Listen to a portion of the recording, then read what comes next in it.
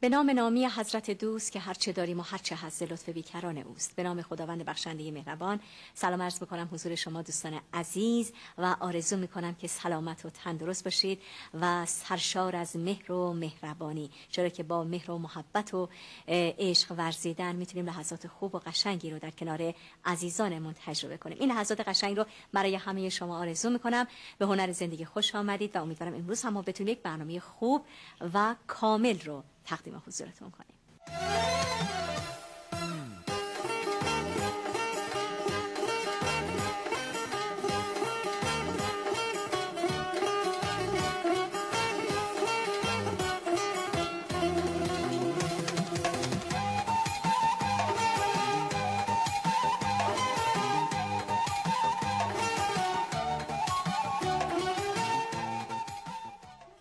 با عرض سلام خدمت بینندگان عزیز، در خدمتتون هستم با یکی دیگه از آموزش سفره. امروز گلی که براتون در نظر گرفتم با تراب هستش. برای این کار ما با 2 تا تراب صاف و تمیز احتیاج داریم که یکی از ترابامون رو به شکل حلقه های باریک برش میزنیم.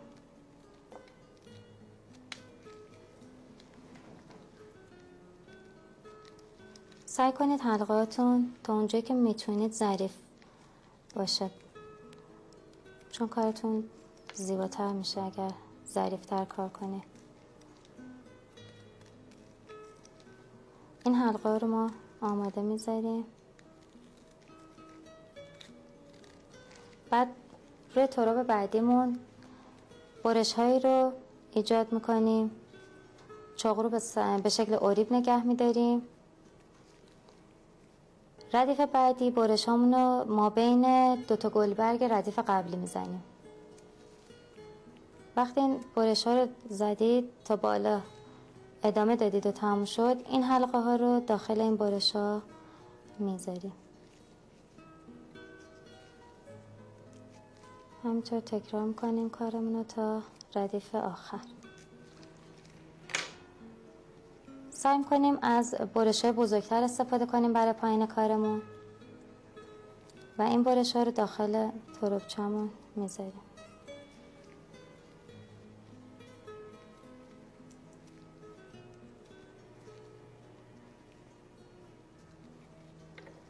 هر جای کار که دیدید تربا فرو نمیره، با چاقوتون میتونید یه مقدار برشاتون رو باز کنید. به این شکل. این ردیف اولمون. ردیف بعدی رو باز به همون شکل ادامه میدیم. برای ردیف بالامون سعی میکنیم از برش کوچیکتر استفاده کنیم. برای این کار من یه تراب دیگه برمیدارم.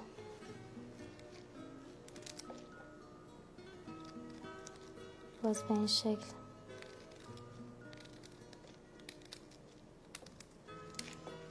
برش میزنم.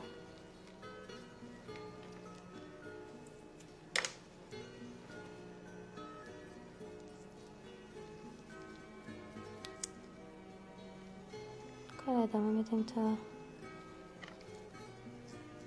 بالای ترابچمون.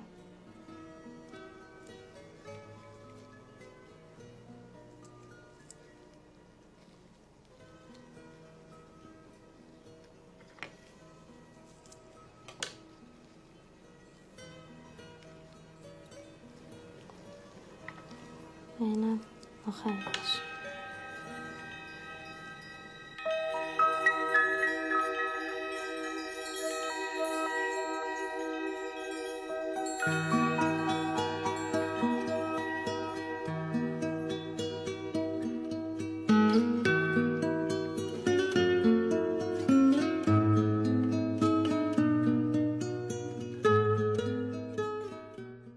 امروز جمعه است 16 دی ماه و ما در برنامه امروز هم برای شما بخش آشپزی داریم، گفتگوی پزشکی داریم و بخش‌های دیگری که انشالله به موقع تقدیم حضورتون خواهیم کرد. اما فعلا برای دیدن بخش آشپزی لطفا ما رو همراهید.